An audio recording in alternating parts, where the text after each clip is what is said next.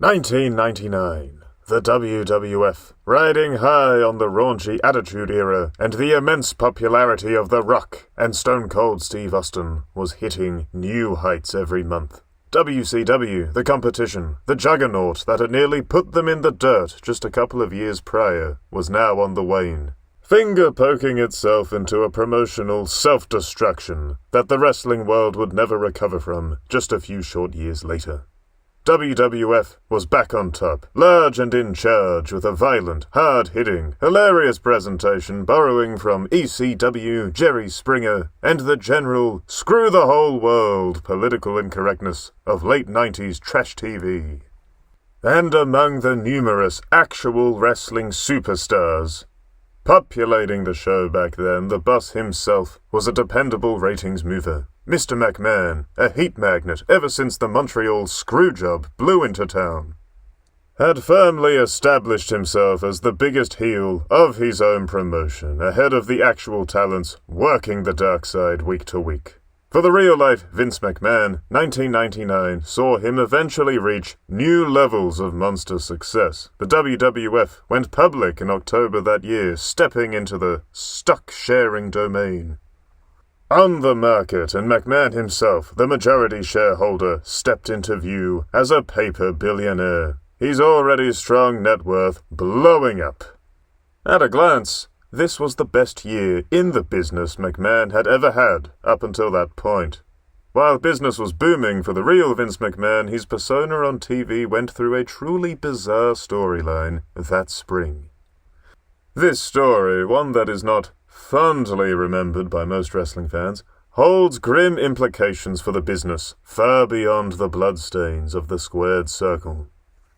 In late 1998, The Undertaker was going down a darker road than normal, a proper one, far away from his traditional stance as a macabre babyface, now deep in his satanic panic phase.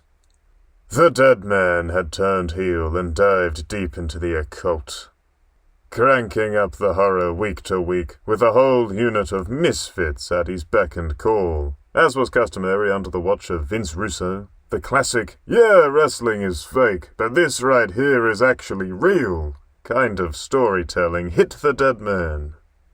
Mr. McMahon name-dropped Mark Calloway, essentially admitting The Undertaker was merely a gimmick. But wait! Golly gosh! Now it had become real, oh no! Calloway genuinely believed he was an agent of Satan himself, an antichrist-like figure in professional wrestling, of all the places.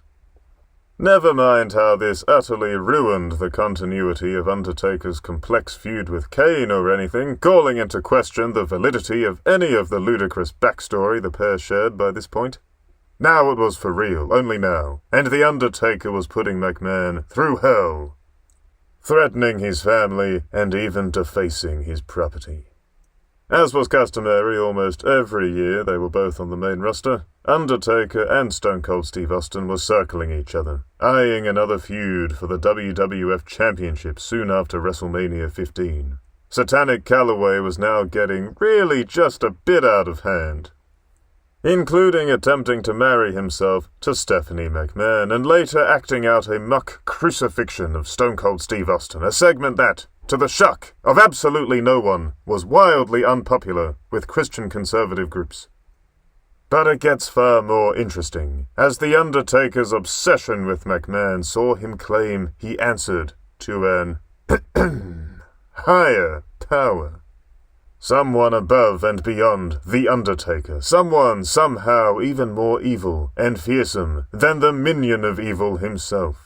Whoever this higher power was, he supposedly had the keys to McMahon's very essence, his heart, his soul.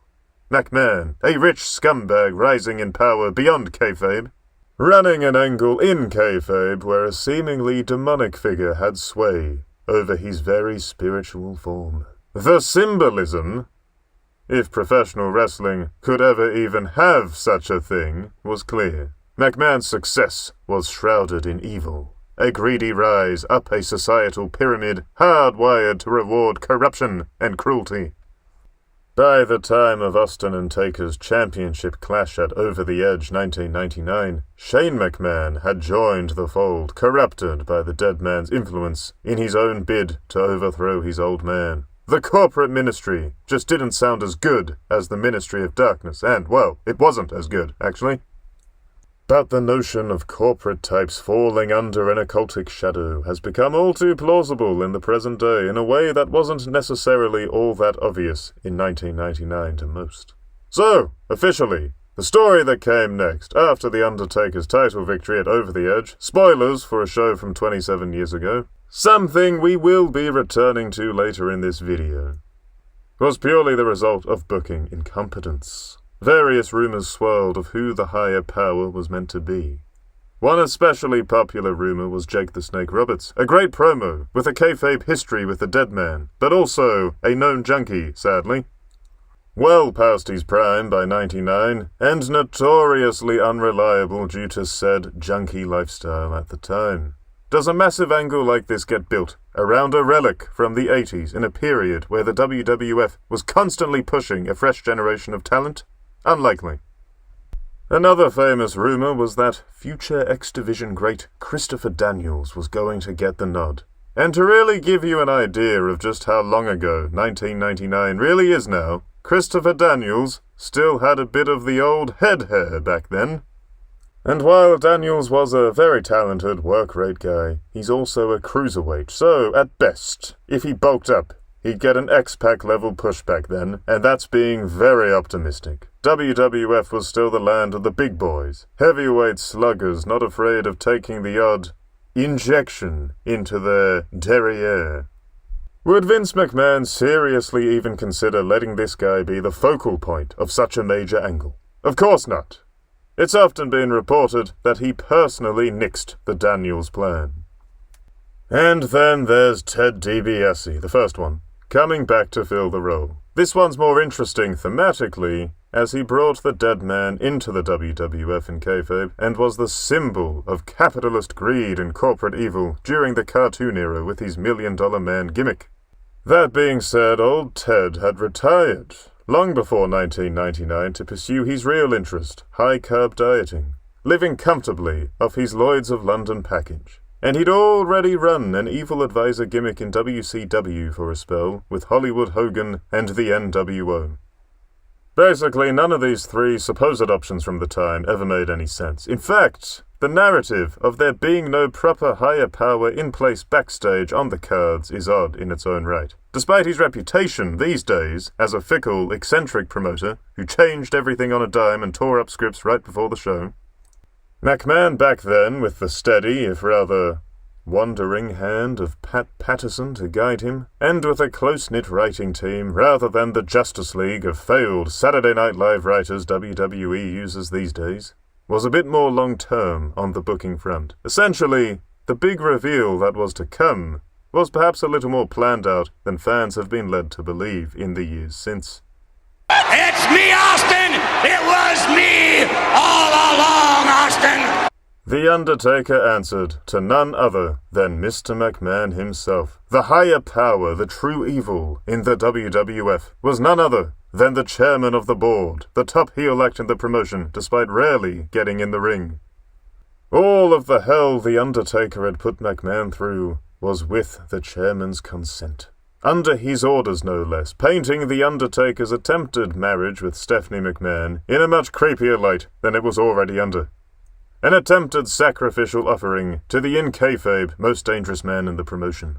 McMahon, by the rather idiotic, on the surface at least, plot twist here, had orchestrated his own series of humiliation rituals and torment, ruling over a gang of evil occultists and some corporate schmucks.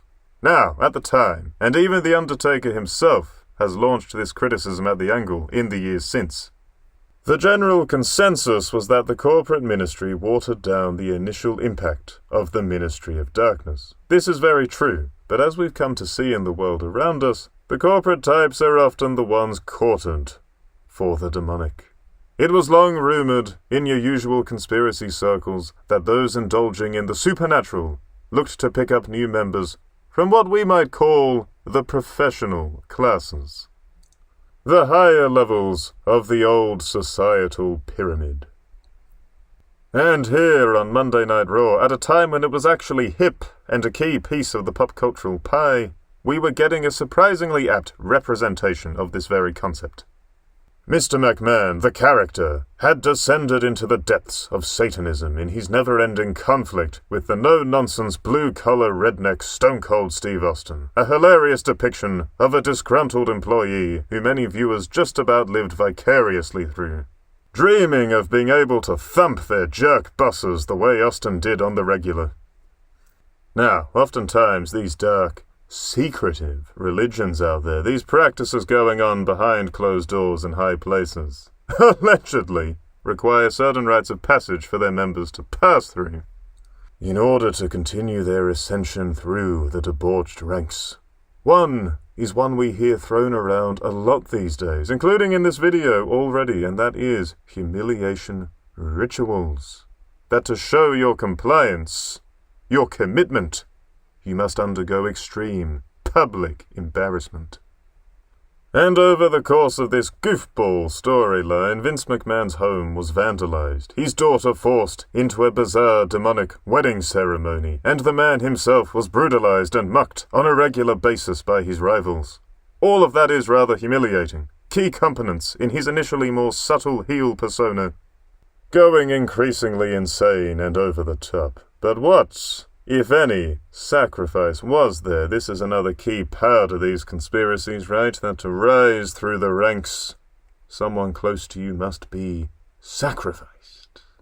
So, within kayfabe, some fans will say this idea actually was addressed in the storyline with the Stephanie McMahon marriage segment, while Steve Austin thwarts the Undertaker's dastardly behavior. It doesn't change the fact that such a ritual, with certain sacrificial overtones, was used as a part of the angle. However, real tinfoil time requires a different, much more unfortunate, and all too real consideration. The hidden hand. There is this concept that the powers that be must show their hand to the public in order to manufacture a certain consent of sorts to what is planned next. This will often be done very subtly, truth spoken as jest, reality presented through the lens of encoded fiction. The WWF made a superhero comeback in 1998 after a lengthy stretch on the back foot against WCW. By 1999, their victory was all but guaranteed. By 2000, WCW was a decaying entity, while the WWF smoothly jumped from strength to strength, and by 2001, WCW was deceased, ECW was done and dusted, and the WWF was the undisputed juggernaut of professional wrestling, a clawhold on the whole industry that it maintains to this day. The WWF product at the time could seemingly do no wrong in the eyes of the fans. In turn, McMahon himself also went from strength to strength at the time, with his net worth and general prominence consistently rising month to month, charting new heights in the business and entertainment worlds. All very impressive. But 1999, despite overall being one of the most successful single years in the promotion's history, also carried one of its biggest scandals, one of its biggest tragedies. And here is where this video stumbles into risk of getting taken down territory. The aforementioned Over the Edge 1999, not long before the shock, horror, gasp reveal of McMahon as the higher power a few weeks later. We're back to that fateful night, that pay-per-view. This show is very well known, but as any long-term fan will already know, its fame, or rather infamy, does not stem from any of the in-ring action that night. Early on in the show, Owen Hart, one of the greatest technical wrestlers of his generation, bar that time he dropped Steve Austin right on his head and never apologized for it, had been booked to continue playing his ludicrous blue blazer persona from his early years in the promotion. A parody of a superhero gimmick a few years before the Hurricane blew into view, the blue blazer was given a very particular task for his appearance at Over the Edge. Make fun of WCW fan favorite Sting. Crow-era Sting would often come bungee jumping into the ring, lowered down from the rafters with some stunt gear the cameras would then have to cut away from for what felt like an age, while Sting removed all of his safety gear. Essential safety gear. Essential, as we're about to discover. Certain authoritarian figures in the WWF at the time did not like how clunky WCW's professional, safety-conscious handling of such a stunt was done, believing it would look cooler if the wrestler in question could release themselves from their safety harness on the quick. Safety? No thanks. What are we? Sensible? Ha ha ha ha ha. No. Making fun of the competition was more important than that whole putting the talent's health and safety first thing some people might take seriously. Before his Intercontinental Championship match with the Godfather, because the Intercontinental belt had zero prestige in 1999, Blazer was going to do a parody of the Sting entrance. For some reason, half the entrance was on the way to being done, while the Feud video package was playing, so no one at home, or in the venue really, unless they were paying close attention, could actually see what was going on, begging the question of why his entrance was already in full motion. The harness he was on, something later proven to be able to hold only a measly minute fraction of the over 200 pounds Hart's weight, released. The dreaded quick release certain folks high up in the company might have been pushing for to make things look smoother, allegedly. Hart fell near 80 feet into the ring, and the subsequent injuries, unsurprisingly, proved fatal. The fans at home, the video packages led into Jim Ross, now fully out of kayfabe, explaining the situation as medics attempted to save the mortally injured Hart in the ring. Horrendous stuff. Ladies and gentlemen, when you're doing live television, a lot of things can happen, and sometimes they are not good. And to the shock of many, the show just kinda moved on. The Blue Blazer, as we know as Owen Hart, was going to make a very spectacular superhero-like entrance, and something went terribly wrong here. Jeff Jarrett, a good friend of Hart's in real life by most accounts, had to push through a promo shortly after Hart's fall, as a comedy feud involving Nicole Bass and Val Venus was next up on the card. It was clear, quite understandably, how shaken Jarrett was. The rest of the show went along as business as usual, bar an announcement half an hour or so later that the King of Hearts had passed away. Owen Hart has tragically died from that accident here tonight. And that takes us to our main event, where WWF champion Stone Cold Steve Austin defended the gold against The Undertaker, with Vince McMahon and Shane McMahon present. A screw job finish leads to the dead man getting his hands on the title in front of an uneasy crowd, in a venue now tainted by tragedy.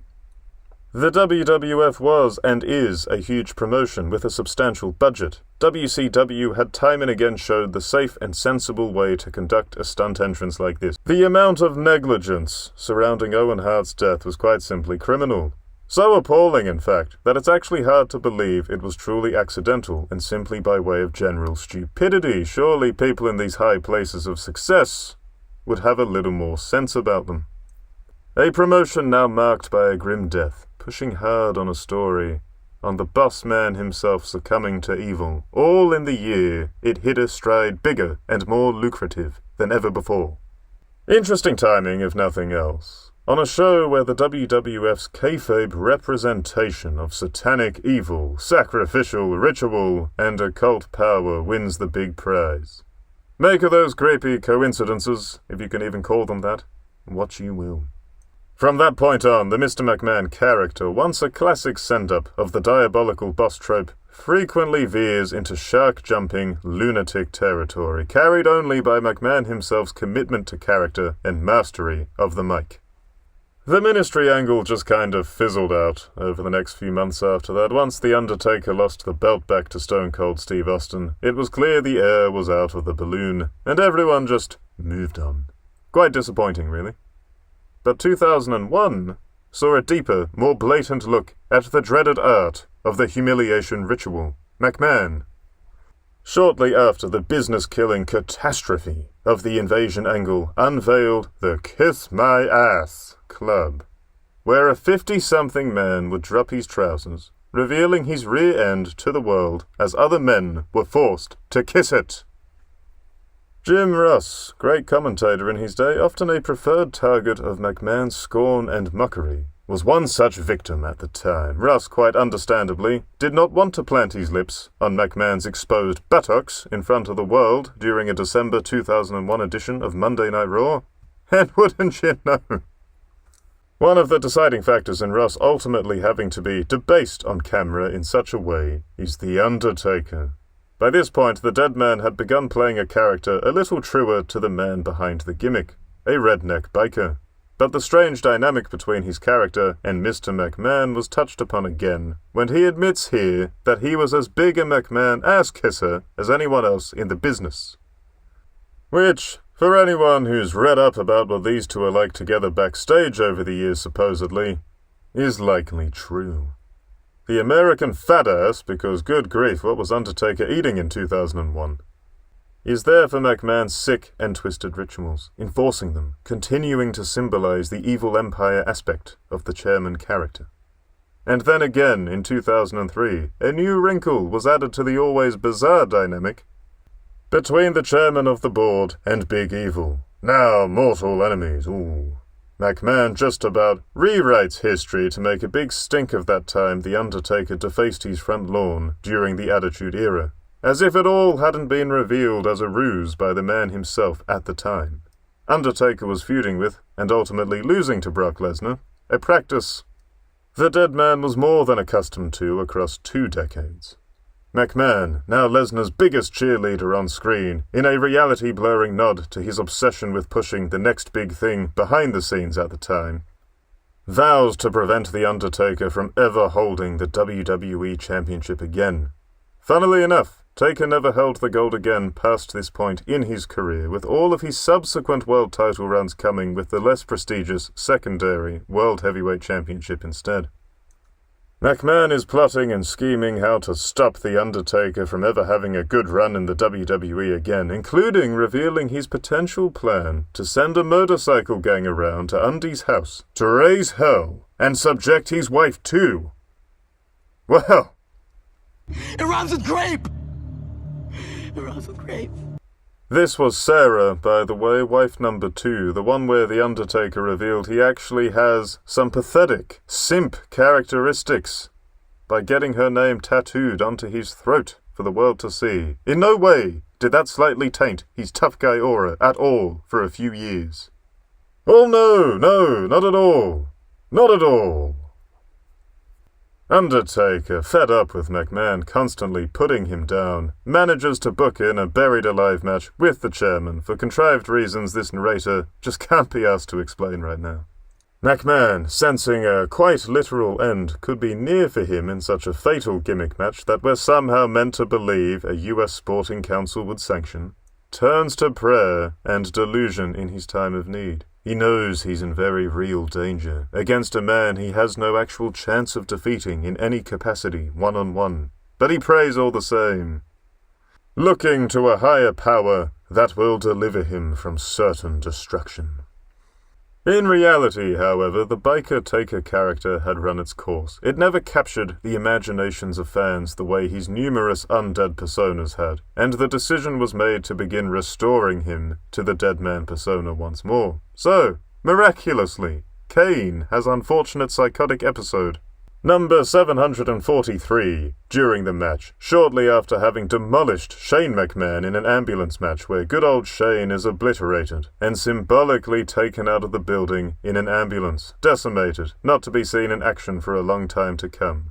Killed off, if you will. These 2 moments, Kane destroying Shane McMahon and Kane rescuing Vince McMahon, both follow a segment early on in the night where a seemingly delusional Vince seeks out his son to have a heart-to-heart and crap on about his faith in surviving the night.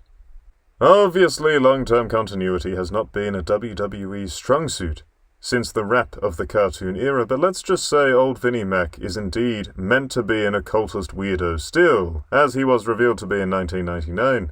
He has called on otherworldly forces to save him from the punishment for his sins, and those forces have delivered him a savior in Kane, and the price was his son, Shane, who, incidentally, wanted nothing to do with his father's religious mumbo-jumbo in kayfabe on this night. Coincidence? I think not. This whole angle was a strange sequel of sorts to the Ministry of Darkness one, and actually holds darker, more supernatural connotations in many ways, despite not being nearly as famous or talked about, or over the top, as its predecessor. At this point, the McMahon character in general is not only a funny parody of a rich jerk on the surface, but an unsettling satire of what we're coming to learn about the 1% in the present day. That there are prices for one's immense wealth. There are powers in high places that would make the average sheep drop a deuce in fear, and the wealthy know it, and even use it to their advantage, at the cost of their dignity and sanity, among other things. There are two more obvious examples of this trend with the Mr. McMahon character, with one of them never actually making it to television. But first, in 2006, McMahon enters a feud with longtime pal / rumoured homosexual lover Shawn Michaels. HBK became a born-again Christian during his 4-year break from wrestling in the WWE, and this ultimately became an important aspect of his babyface persona when he returned to action in 2002. McMahon makes destroying Shawn Michaels his business as 2006 blows in, steaming over HBK daring to suggest McMahon move on from his old 90s beef with Bret Hart. Which, in reality, to be clear, McMahon had actually been working hard to move on from for years. It's the Hitman, who quite understandably held the much bigger grudge of the two. Anyways, steaming over Michaels daring to tell him to stop wasting the fans' time whinging over something from nearly a decade ago at that point, McMahon makes it his mission to obliterate his employee's life and career, shafting him in the ring figuratively, and frequently humiliating him week to week. The storyline is basically a meta-send-up of the recurring accusation that McMahon loved to pointlessly humiliate random talents on a whim on his shows. See the utter horror of the Big Show's New Year's celebration as a classic example, or then again actually maybe don't. Shortly after doing the job against Michaels at Mania 22, who put on a wildly energetic one-man show to squeeze an entertaining war out of the stiff and clumsy chairman, McMahon brought the Almighty back into the equation. No, not him. And as a quick aside before we get to that, WrestleMania 22 actually featured one of the most revolting moments in professional wrestling history when Shawn Michaels rammed Shane McMahon's face into his own father's rear end. No simulation, this went right up Main Street, with little more than a man-thong between Shane O'Mac's face and his own father's back exit. One that apparently is often brimming with flatulence based on numerous unfortunate tales out there. Shane really would do anything, to please his father, wouldn't he? Oof. Anyways, back on topic. Backlash 2006. The McMahon boys team up to tackle HBK, whose partner would be listed as God.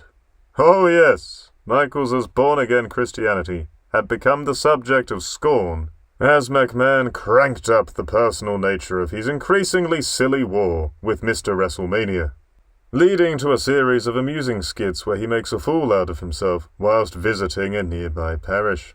The laughter rounds out on McMahon doing another speech calling God himself out, with the chairman celebrating his own status as king of the castle in his own world, the sports entertainment empire, an empire of bumps and bruises. The match itself sees God be represented as a spotlight, who gets jiggy with it when McMahon puts on some dance music. This was actually a use of pay-per-view airtime back in 2006. Needless to say, Michaels, of course, loses that match to further get across Vince McMahon's victory over God himself, apparently. Now then, the final and most important angle of this recurring devilish theme of the Mr. McMahon character actually never made it to television, which, as you'll soon find out, was absolutely for the best. And despite never making it out of the writer's room, it's pretty well known all the same. Turn back the clocks to the mid-noughties, and Stephanie McMahon was pregnant. She was married and carrying Randy Savage's she was carrying her husband Triple H's baby, sorry. But if her old man had had his way, the kid would have had a very different origin in kayfabe. The chairman of the board went ahead and suggested to his own daughter an angle involving a certain word we will tiptoe around on this platform. Just know it starts with an I, it ends with a T, and if you were into Game of Thrones, it was a big theme throughout. Oh yes, Vince McMahon was going to be revealed in kayfabe as the true father of Stephanie McMahon's first child. In the ever more exposed world of satanic worship and ritual conduct, it's become quite apparent that relations between blood relatives is the norm, celebrated even in some of these circles. You see, when one goes down the left-hand path far enough, all aspects of a natural, dare we say wholesome life, must be inverted. Its opposite day, the very darkest, sickest moments of Saturnalia made the norm, the routine. And that includes doing the nasty with the immediate branches on the old family tree. And I hear you asking, who on earth sits down to watch a professional wrestling show to see an angle like that? Good question, and the answer is, of course, almost no one, begging the question of why it was floated in the first place. As Eric Bischoff would say, controversy creates cash, and while this is true, the shock horror of this angle likely would have only drummed up additional public interest for a couple of weeks before the outrage subsided and fatigue, and perhaps even embarrassment at being caught watching it, would have set in for audiences across the board. Thankfully, cooler heads prevailed, with old Stephanie making a good creative decision for once and turning down the car crash TV angle. But all hope was not lost. With himself rejected, Vinnie Mac suggested her brother Shane as the next option, hoping the brother might be more palatable than the father. Once again, Stefaneppo was the only sane one in the room, again saying, no, not now, not ever. Had it gone ahead, though, the WWE may well have sunk to new, unthought-of lows of depravity, exposing everyday viewers to a level of sickness that many just prefer to turn a blind eye to, head down, ears plugged, pretending the world around them isn't an evil place of lies, and twisted figures in positions of high power. Across various entertainment mediums over the past few decades, there's been a noticeable uptick in demonic and occultic themes and symbolism across the board, and throughout, this recurring idea of a hopeless fight becomes more apparent, forces beyond the mere mortal's understanding, controlling the scene, untouchable, impossible. And the Mr. McMahon character, no matter how many times a top babyface sent him packing, always came back, nearly always in charge, bar a 2011 angle that saw Triple Nose depose him for a spell, something that seemingly predicted the future in hindsight. But what if this spooky streak extended beyond just kayfabe? Like seemingly every other billionaire with too much money to actually be in touch with any semblance of reality, old Vince maybe has a few freaky skeletons in the old closet. Recent years have seen the king of the wrestling hill be sent packing from his own domain, with a series of scandals involving hush-money contracts and one alleged mistress that just won't fade away, pushing the old man out 2 times over.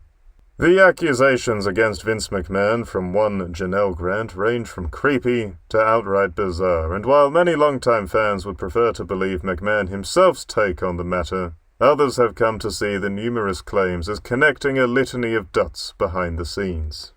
If even a decent fraction of the allegations and tales coming out of the Grant v. McMahon legal battle are the complete truth, well then, it would appear the mastermind behind the cartoon and attitude eras may have been trying to whip himself up as Scarlet Woman.